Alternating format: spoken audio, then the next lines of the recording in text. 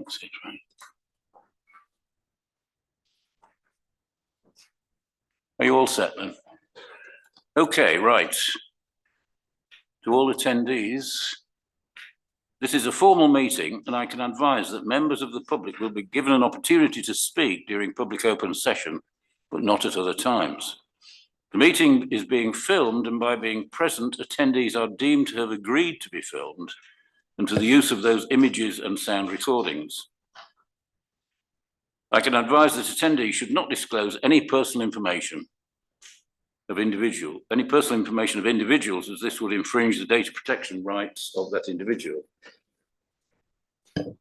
May I please ask everyone to mute their microphones when not speaking? Right. So item 1, apologies for absence. We have apologies from Councillor Strawn.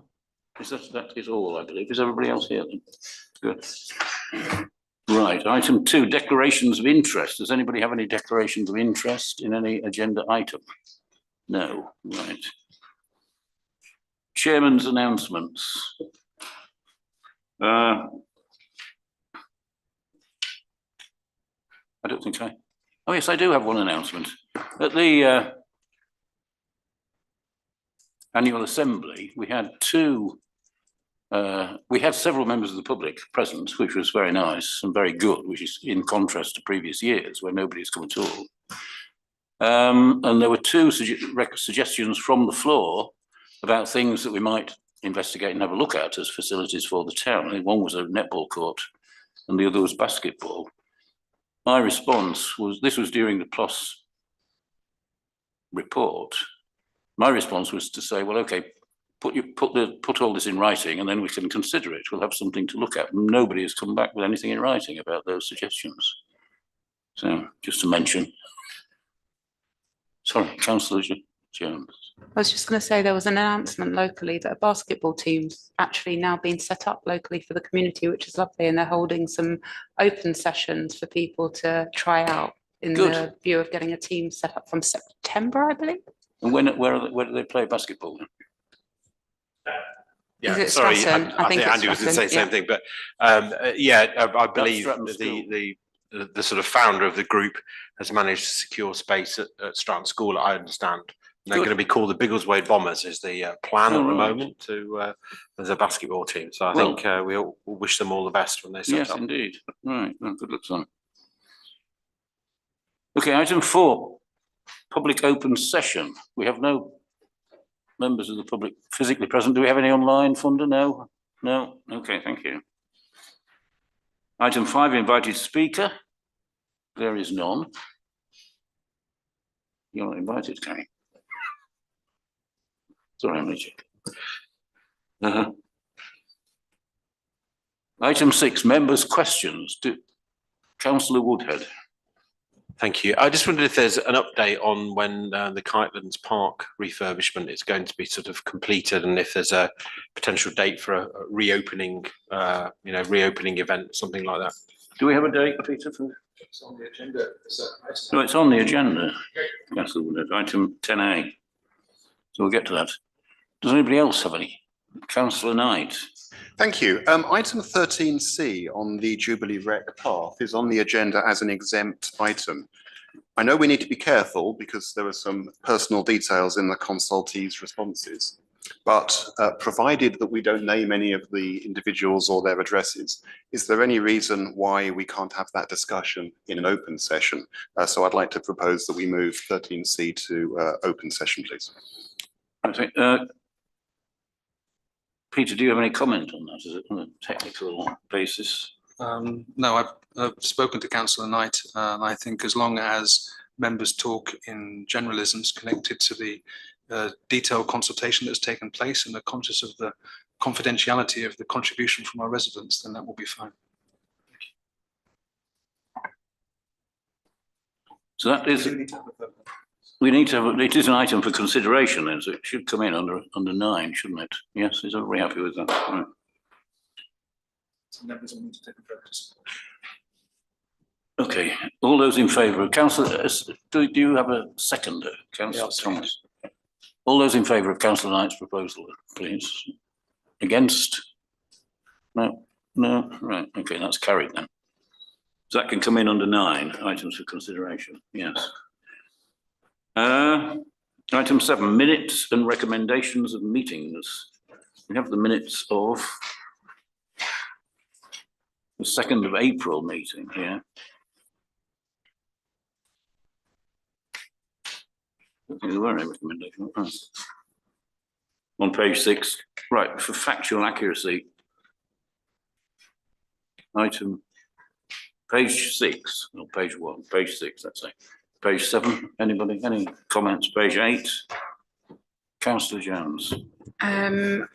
Under item B, if 1 to 3rd paragraph down, it was considered further installations could be considered, not be considered. 3rd paragraph. What's that? Yes. Did you get that? Yeah, Cinder's got it, that's fine.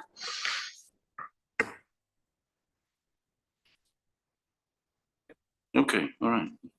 Amendment, right. Page 8, page 9, factual accuracy. Oh, okay. Sorry. The first main paragraph, there will be a consultation event. 1 to 3rd line down. Yeah.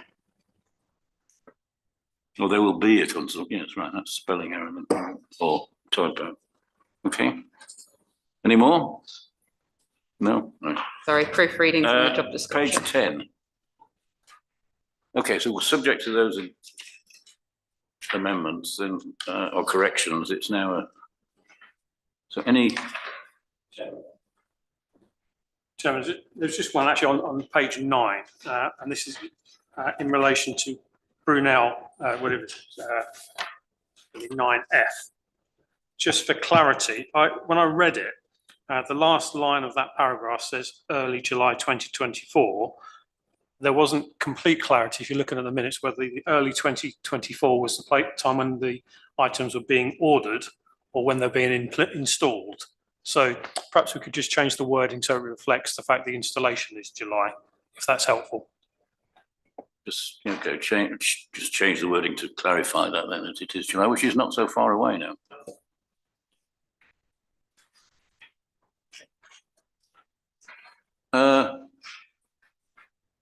With no matters arising.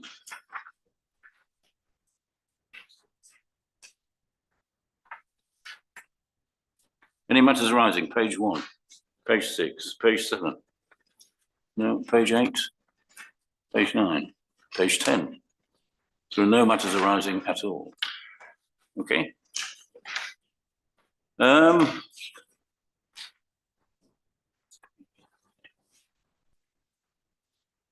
Right, so the next item is 9 items for consideration, where we now have Jubilee report, which is here as a an item under exempt, but it is now we're now talking about it. So there's a report. There is a lot of detailed information,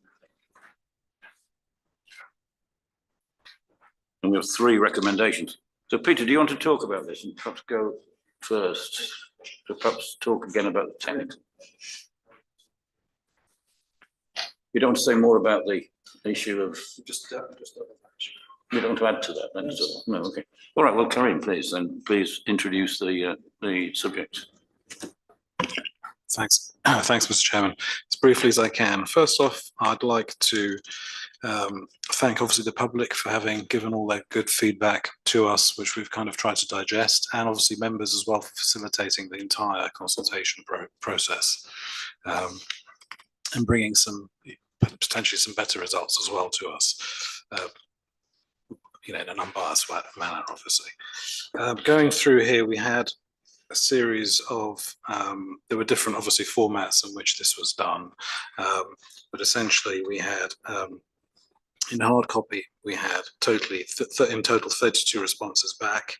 And based on the total number that was of 2 rounds of letter drops, which have been done, we calculated that to be just around about the 8% return rate. In total, including all emails and other formats as well, and letters received. There was in addition to that, of course, there was a separate councillor, if you like, initiated kind of round of feedback as well, which on social media, which was incorporated into all of this.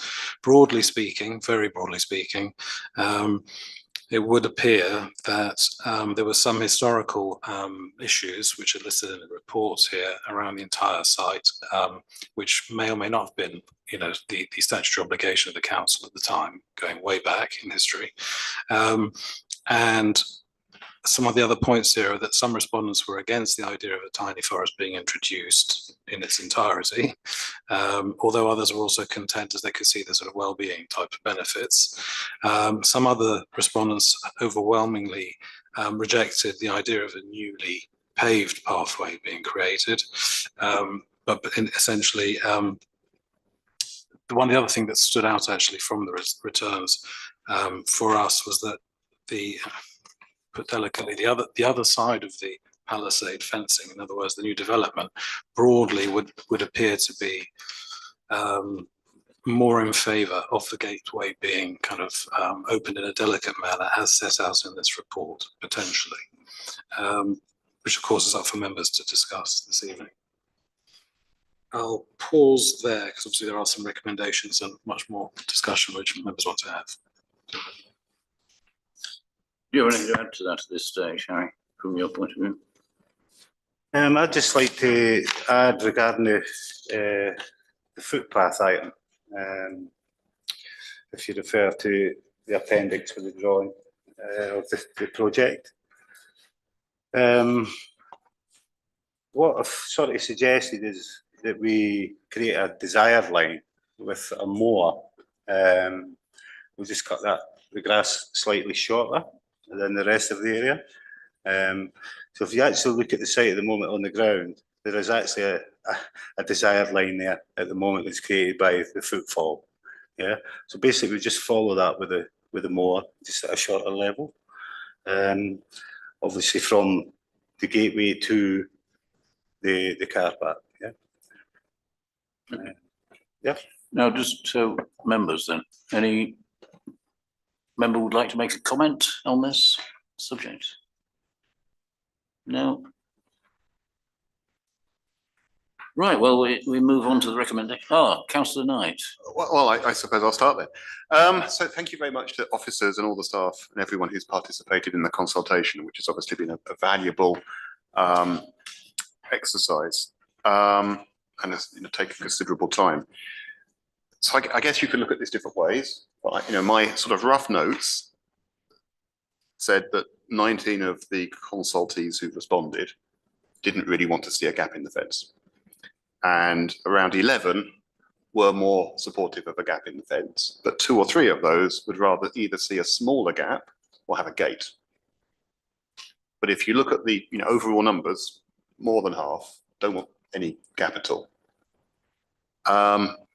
And if I look at the recommendations are to put a gap in without a gate and a gap that is 2.5 meters wide.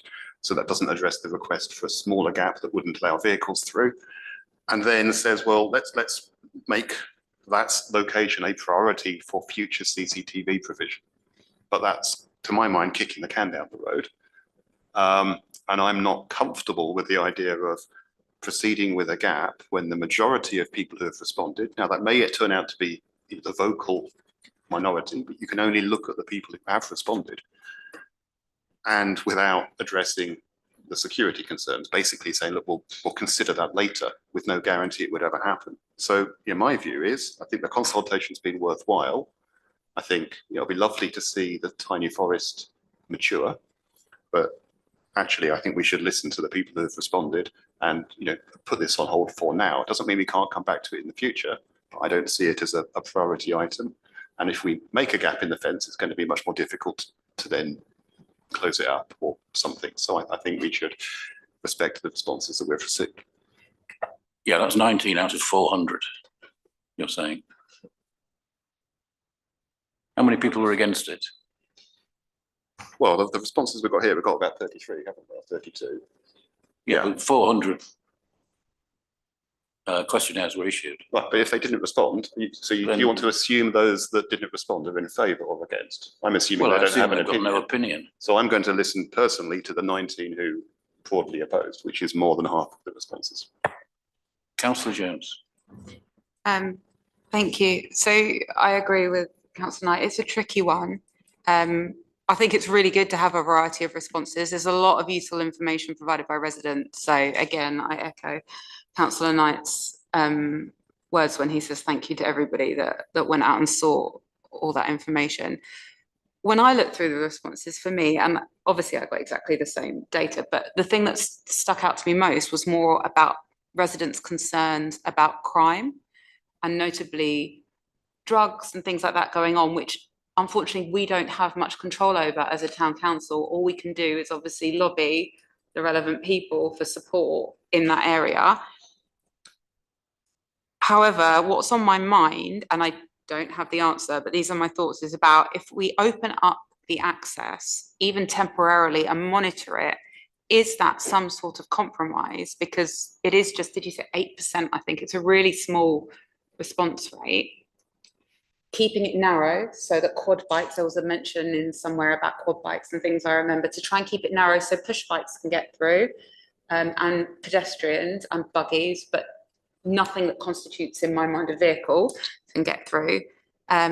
Would that be a compromise? Because one of the recommendations about putting in brackets ready and adding it to the list for CCTV, they're just good intentions, they're not actions, which is what's worrying me a little bit. So I wonder if there's something about a temporary opening that's monitored, and if the issues, and we can speak to the relevant crime authorities about monitoring as well, but they come back, then it's closed up. That's something that's on my mind. The only other thing that I thought about, and I know there is a slight path, and I did go there again on the way here tonight, just to confirm what I've seen on previous visits. It's not completely clear going over because obviously the grass has grown and stuff, but where we put the path, does that stop children playing ball games and things there, which is what the space is ultimately used for in the summer months at the moment, by the good people, not the bad people. So that's the only other thought I had about where that path goes. It sort of cuts it into. So that's the only other thing. Okay, so any further comments? Councillor Skilton. Thank you. So I'd probably take a slightly different view to Councillor Knight, and agree with some points from Councillor Jones. I think obviously it's a consultation, not a referendum.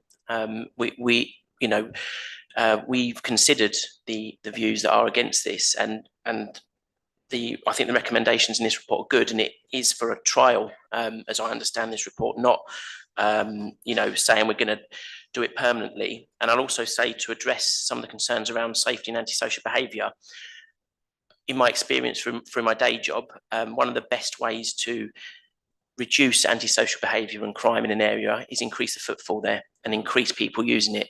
And I've spoken to a lot of people that live in the Bloor estate, and they will be using that to walk to the station and to the town, and that will be at all times, especially at commuter times.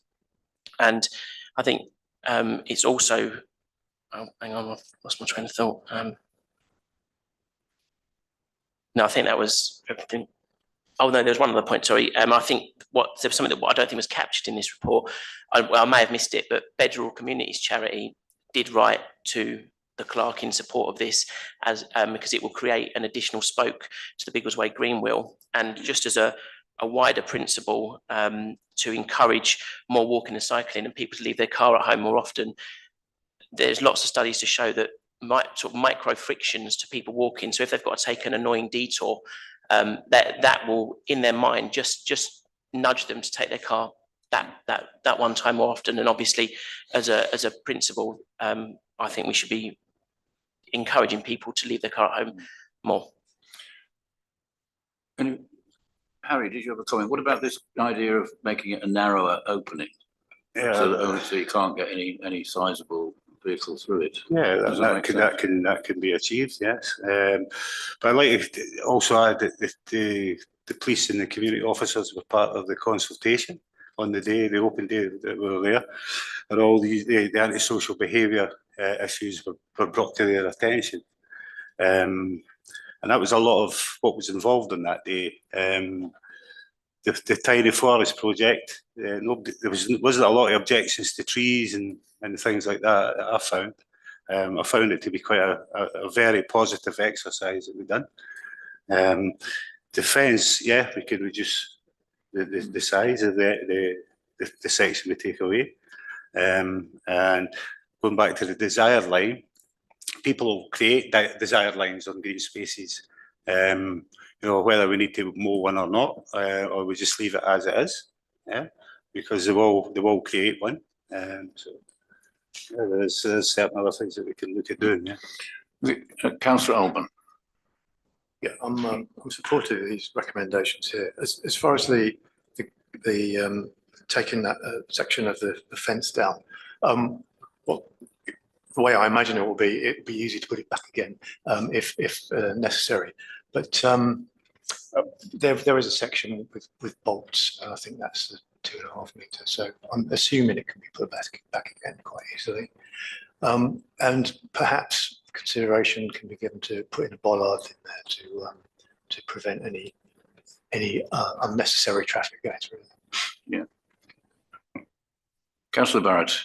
I was going to say exactly the same thing about the bollard, but the second thing I was going to say is that if we're considering putting it back at some stage, I'd rather not leave it open-ended. I'd rather we amend the second item to say that we would trial it for a certain amount of time with the date. And that's what we'd agree to this evening. So that we do listen to residents that do have concerns about the opening of the gate. And so we'd be very open and transparent. We are actually doing it as a trial. We've got an end date just in case we do get issues and problems and things like that. And I think that might be a good way. Well, definitely, yeah. I mean, we could say it will be, make it more clear that it is a trial and it will be reviewed after, let's say, 6 months. So I don't know whether we have a PLOS meeting sometime maybe towards the end of the year or January or something. So I think we did fix it. Right, Councillor Jones again. One thing I forgot to say earlier, there is in the anonymised data from the residents, there is a comment about the potential that the estate the other side might be putting up fencing, which would actually undo the work that we're talking about here. So without making this a very complicated proposal, I don't know if we add in the timeline, which I completely support, but if there's something about just a double checking in first, because we don't want to go and do all that work to then find it's completely worthless. I don't know if there's a step that we just empower officers to take first. I don't want to also make this a 10-page. No, that's not going to. Councillor Foster. Yeah, the points that are within the comments are to be considered. That said, I think it'd be useful for officers to get in contact with the person or the organisation that wrote the letter, so that we can clarify the validity of the comments. In the meantime, I'm fully supportive of opening up the gate. I was going to make the same point about bollards to restrict the thing, and I'm supportive of a trial basis. I have to say, from if I were being completely radical about this, I'd have said maybe only a 2.4 metre section is actually quite narrow and it feels quite enclosed. My personal instinct, if we were going to do it, would be to open up 2 sections.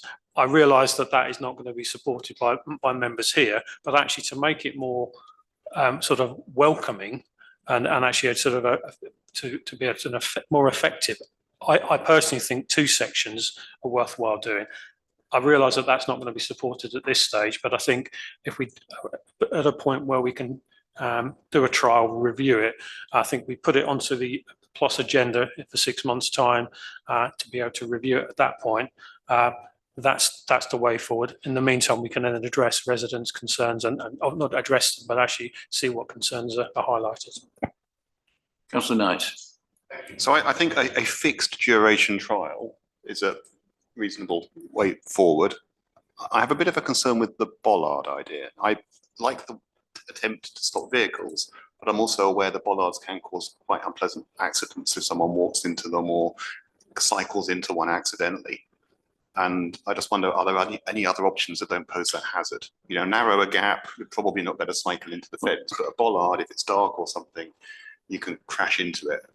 Like, you know, I've nearly crashed into bollards, and then you have to go with the kind of collapsing bollard, and then they tend to collapse when no one's touched them. Well, maybe that can be sort of be incorporated into the idea of a trial. Let's not talk about bollards, because obviously that's additional expenditure for one thing. It needs to be wide enough for a double buggy, doesn't it? And it needs to be wide enough for a mobility scooter, which is probably not 2.5 meters wide, but still. So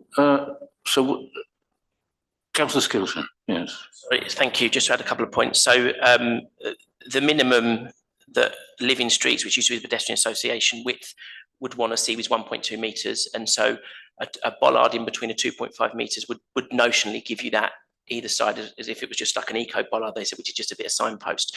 Obviously, the bollard may or may not be in scope here. To Councillor Knight's point, bollards are probably one of the least worst options for hostile vehicle mitigation for cyclists, because, you know, yeah, I mean, if it's dark and you haven't got lights and you don't see it, you're going to crash into it. But during the daytime, I would expect a competent cyclist to be able to negotiate a 1.2 metre gap between a fence and a bollard. And if you look at other similar alleys, like the one at Eagle Farm Road that goes into past the park there's a bollard in the middle of that, and it's about the same sort of width. And I cycle past it most days, and it's okay. Councillor Foster. Can I just clarify in terms of, were we to go ahead with the taking down one section of fence, presumably it's the one that links, that's most closely linked to the pathway the other side, so it's the one closest to the tree. So it's the gap there, whilst there is it's quite tight there, isn't it? Harry, are you comfortable that is a wide enough gap, or that's the right one to go with, or would it be what you use on that? Jen, is that okay to ask the question? Yes, please. We have to offset it slightly because of the tree, so we'll have to come this way a bit to take that section out. But also operationally as well, we'll have to level. There's I think there's some Crataegus hawthorn and stuff we've got to remove, and then obviously level between that side and this side. So we'll probably propose we put some type 1 road metal or something in between to create the path. What, you know, I suggest putting a gate on. We could put a gate on rather than a bollard. That's another option that we could maybe look at. Yeah. Okay, so where are we getting to with this then? I mean, we need a motion that we've got recommendations here. Is anybody willing to put forward? If we start with a motion to accept this and then allow people to put forward amendments, that might be the most sensible way to deal with it. Would anybody like to propose that we accept the recommendations? I'm happy to do that. I'll propose that the recommendations as laid out. Accepted. Is there a seconder for that motion? Right, yes, there is. Okay, so we have that. Now, does anybody have any wish to propose any amendments to that? No. Councillor Barrett. Microphone. Let's turn it off. I really would like to suggest that we add in the length of time for the trial and agree an amount of time, whether that's 6 months. So in item 2, I would just like to add in there that we would trial the removal of the fence for a period of 6 months. Yes, approximately 6 months, depending on when the PLOS meetings fall. Yes, yeah. And it will be reviewed at a PLOS meeting, at an appropriate PLOS meeting before the 6 months is up, or something like that. Anyway, Councillor Skilton. I think we should do it for a year to give us a full range of the seasonal factors that do affect the way people use, you know, go out and about on foot, and also antisocial behaviour and things like that, different light levels at different times of day. I think a year would give us a much fairer sort of representation of what's going on. So, Councillor Barrett, are you willing to change your amendment to be a year? Yes. Right, so we've got, that's an amendment. Councillor Jones, are you seconding that? Or? No, so my only worry with that, just to flag, is that because, and I know that when you go to consultation, more people are against something will speak up rather than, and I appreciate it's not a referendum, I'm fully aware of all that. But for me, in order to show that we're listening, it doesn't mean that at 6 months, we're going to say if it's working or if it's not working. Like, that's a hard stop. It might be that we choose to extend by another 6 months because of seasonal fluctuations. But I do think that this 6 months we're going into summer is actually the perfect 6 months to do it. Over winter, not as many people will be out and about and looking at things, that sort of thing. Oh, sorry, I didn't realise my mic was not. So yeah, I would just propose that we kept it at 6 months because of the season going into, and also adding on into that resolution about putting a bollard in and checking with the other estate about the fencing before going ahead. Councillor Barrett. Can I just respond to make the point that the 1 year I was talking about would be the last time that we would consider putting the fence back. So if between now and then we find that we have issues with antisocial behaviour or other issues, then perhaps the office would be bringing that to us at that time. They wouldn't wait for a year to do that. So. Well, that's right. We could perhaps make sure that there was at all subsequent PLOS meetings, there was an item that was a sort of status report on the Jubilee Recreation Ground opening. So that there was a report on what was happening, how it was going, how it was being accepted. So we have an amendment. Is there a seconder for that amendment? What was the amendment? To make it, well, surely you're saying let's make it very crystal clear that there is a trial, it's a trial period and we're saying 1 year. Are you going to second it? Is anybody going to second this? No. All right, so there's no amendment then to it. It's as stated. It's whether or not there's amendment for 6 months rather than a year. Well, there's no amendment for a year. Right, are you going to change it to 6? Are you willing to change it back to 6 months? I'm happy to confirm that I'm happy to change my suggested amendment to 1 year. Right, but nobody is seconding. I'll second that. It's got no support. I'm seconding it. Oh, right, okay. Right, so we've got that we've got an amendment. I'm just trying to make sure we stick to proper procedure, everybody, right? So we now have an amendment to the proposals, which is now open to discussion. Councillor Knight. It's a very specific question. So we've talked about foot traffic and we've talked about cycles. Do we know whether the existing pathway between Chew Meadows and Larkson Avenue is intended for bicycles or is it intended solely for pedestrians? Because I don't think we should be facilitating cycle traffic without either being sure that's the case, or alternatively, I think I would support opening it solely for pedestrian traffic. But my concern is it's a slightly weaving footpath. I don't know whether it's meant to have bikes on it, and I worry about a bike at 20 miles an hour, you know, inverted commas, crashing through the gap in the fence, you know, poor visibility. Well, it's bicycles should be on approved cycleways or on roads. Do we know that?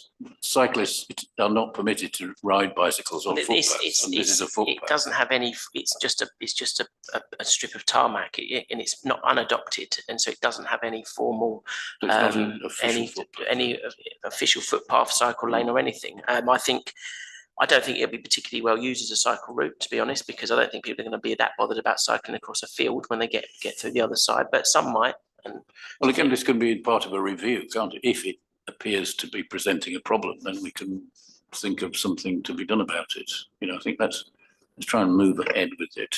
So we have an amendment to we have a proposal to accept the recommendations as stated. We have an amendment to make crystal clear that the period of review is 1 year, but with reports at every PLOS meeting, there will be a report on the status of it, and if there are any problems that have arisen. Right, so I think now we should vote on the amendment. All those in favour. Were there any other amendments to the can't we do them one at a time? All right. Well, I just wanted to clarify whether there were any other amendments in relation to anybody wants to bring.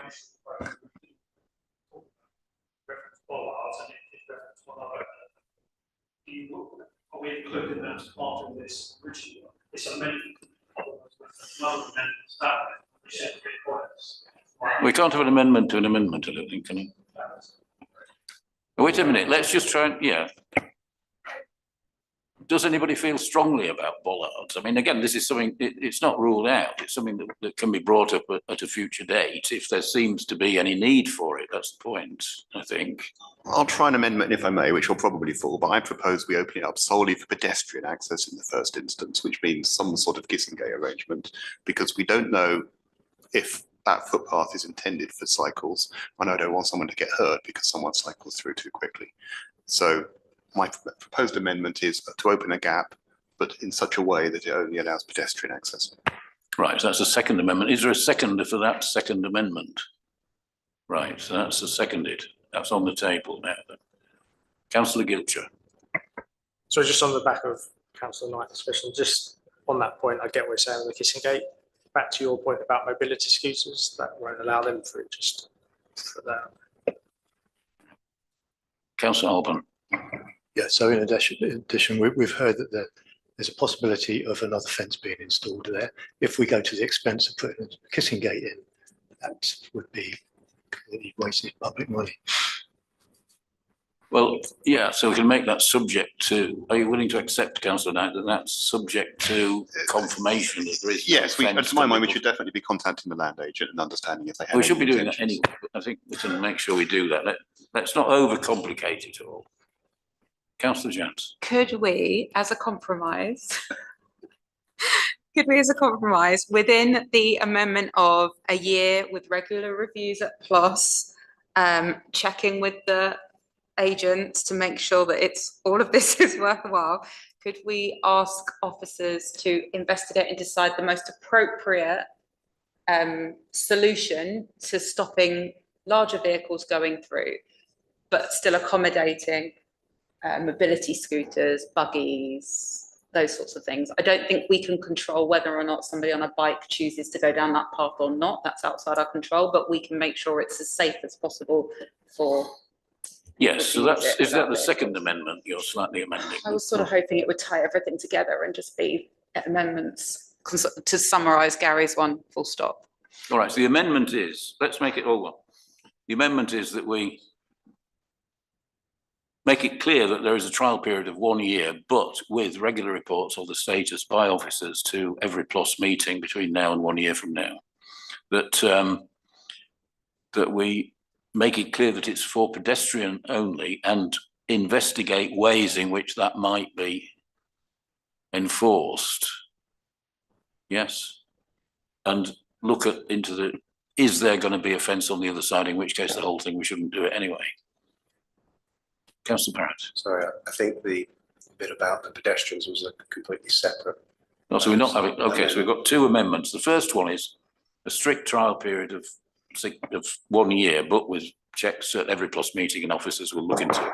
The second amendment is that officers look into ways in which it could be made to be pedestrian only, and that its usage by pedestrians usage by cycles is restricted.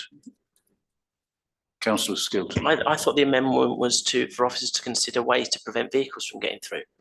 Councillor Jones's amendment. Yes. Which isn't, I'm not supportive of the term pedestrian only. Well, that was okay, well, that's fine, but that is the amendment, isn't it? That's what Councillor Knight is saying, make it pedestrian only. If you vote on my amendment and it falls, then we could ignore it. Right. My amendment was for it to be pedestrian only. Yes, because realistically, I don't think, mobility scooters want to go over bumpy ground anyway. And so, the path stops. Let's not get it. Right, let's have a vote then. Councillor Barrett's amendment about 1 year trial period and regular reports, etc. All those in favour? Against? None. Right, that's carried. There's an amendment here, just add in a few words here to make that clear. The second amendment is from Councillor Knight, which has been seconded, to make it pedestrian, or to investigate ways in which it can be made pedestrian only. But does that include mobility scooters, and presumably obviously includes baby buggies? Of course, I support mobility scooters. My concern is fast bicycles. Right. So it can be made pedestrian only with mobility scooters and baby buggies.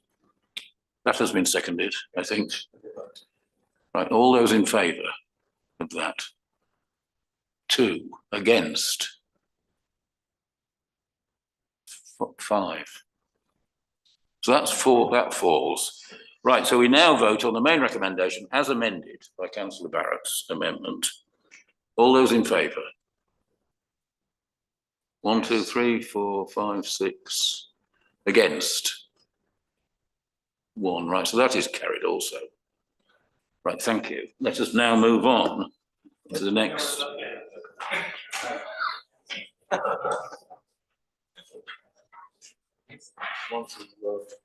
Kitelands.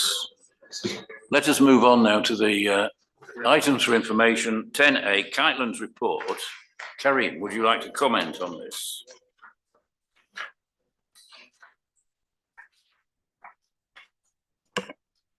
Thanks, Mr. Chairman. So in terms of the Kitelands project and in response as well to some queries, questions which were raised just now, the members' questions by Councillor Woodhead and possibly other members as well. So since writing this report and obviously hitting the pack, we can confirm that we've had the Portaloo has now been removed in terms of the project, which was a significant achievement, believe it or not. So thank you, Harry, for that, seriously. The grass in the area which has been just by one of these swing sets as part of this phase 1 of the project has grown is taking very well. And in fact, so much so that later this week, officers will be attending the site as well to determine whether or not the Harris fencing in that section can be removed, so we can mow it essentially and see. So all the sort of black rubber will disappear into green, if you like, so as it should be. And in terms of the ceremony, opening ceremony, we are still awaiting receipt of the sign, which had been signed off by some members, essentially, PLOS committee members, essentially, and that's another 3 weeks away from arrival. So in terms of where this happens next, the question really, I mean, we can obviously, we're working with the communication officer to warm up a date, preferably on a weekend, where we can actually do a short opening ceremony. The question is, are we going to be doing that with or without the sign? And I can leave that open for now because I think it's a wider consideration. I'll pause there.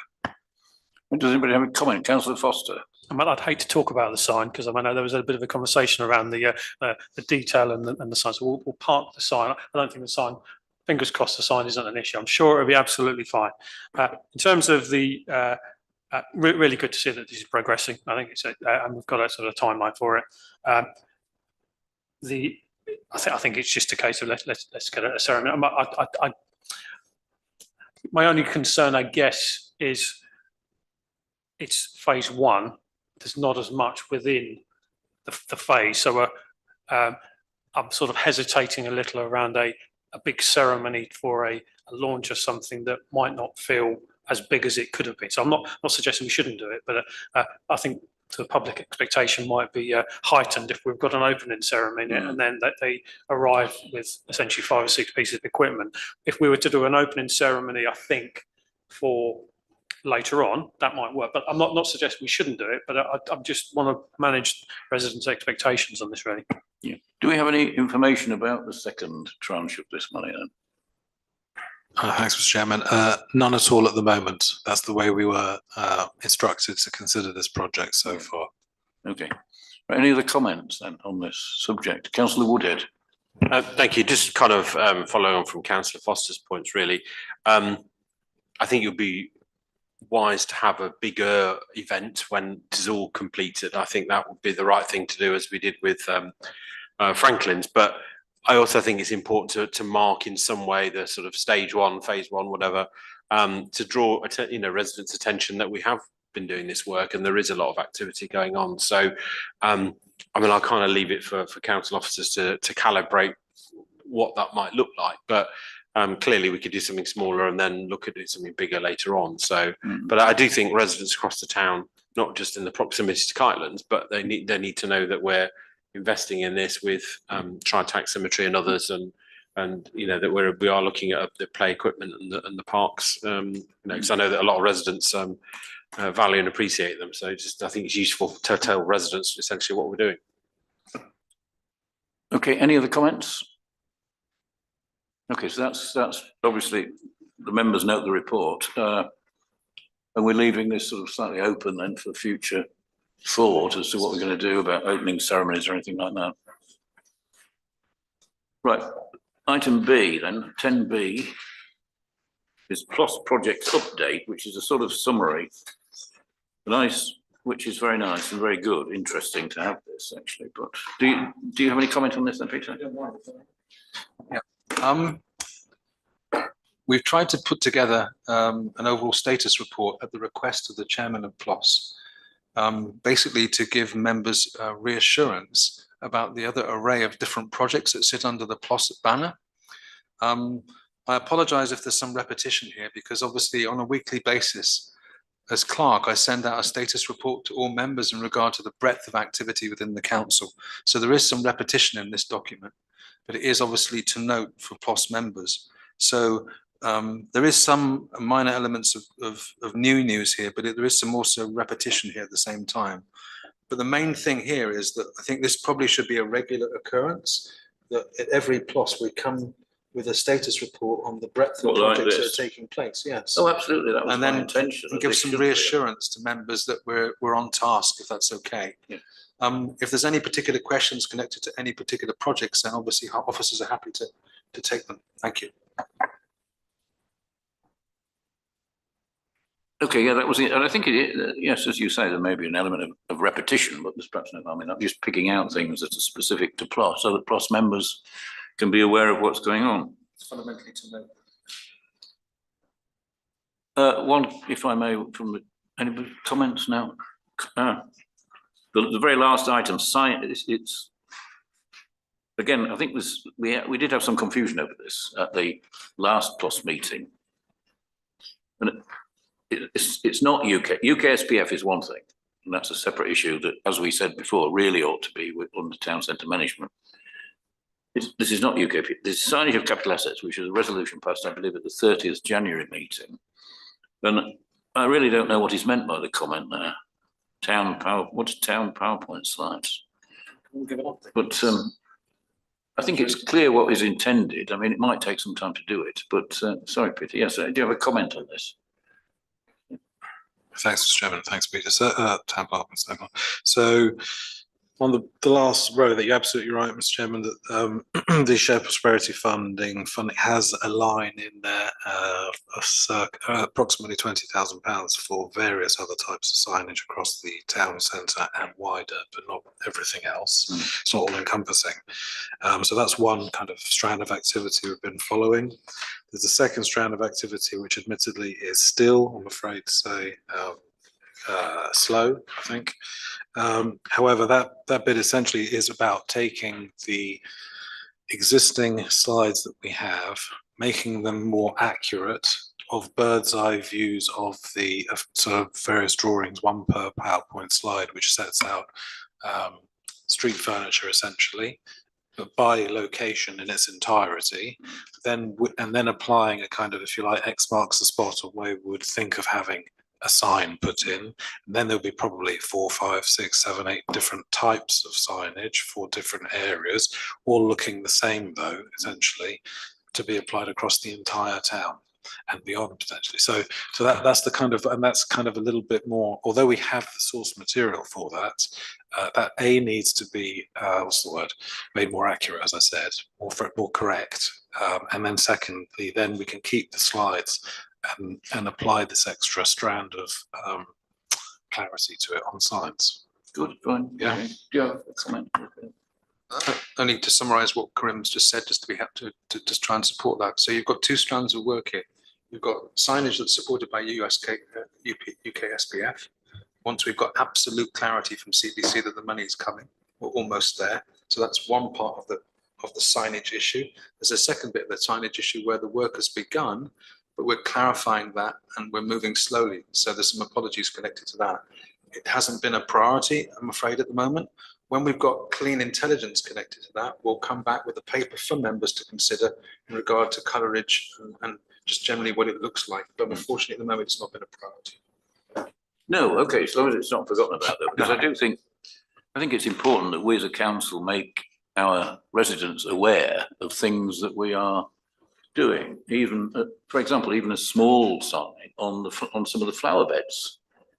maintained by Biggleswade Town Council, just a little thing, just so they know that this is what we're doing and providing for.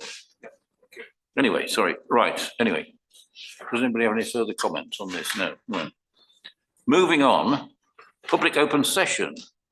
Right, do we have any people online, Funda, or anything? So there's no public with an open session. Right, so we now move on to exempt items, and I need to move a motion. But Councillor Barrett, do you have a question then about that we move a resolution that we move to exempt session? Is there a seconder for that motion? Thank you. All those in favour? Against? Right.